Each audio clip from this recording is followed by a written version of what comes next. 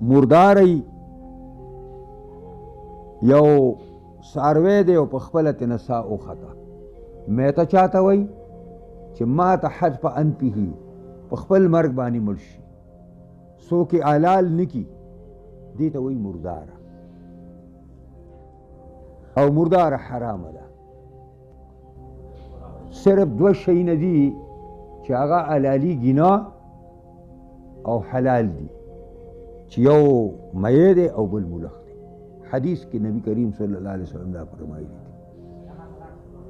چې هر هغه شی چې په خپله ترې ساه وځي هغه مرداره ده، مګر دوه شیونه داسې دي، دوه چې هغه حرام نه دي او حلالېږي نه، لکه یو میه دی. میه اوسه پورې چا حلال کړی دی؟ میه څوک نه حلالوي.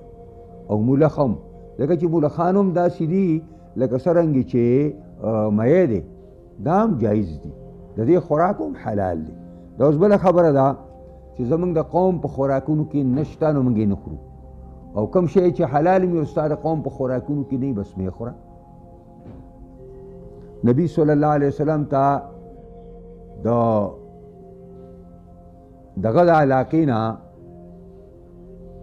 د دې نجد د علاقې نه چې اوس ورته ریاض وایي، د دې نه ورته تحفې راغلې وي او پای کې هغه سمسیره ورته وایي که خادمه یې ورته وایي سمسیره، هغه هم پکې وه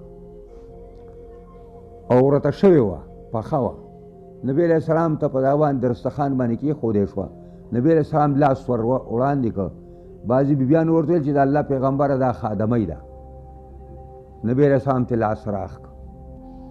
خالد رضی الله عنه ورسره ناست دی، هغه ورته وایي چې یا رسول الله احرام هي، دا حرامه ده؟ هغه ویل نه حرامه نه ده، دا حلاله ده، خو زما د قوم په طعامونو کې شامله نه ده.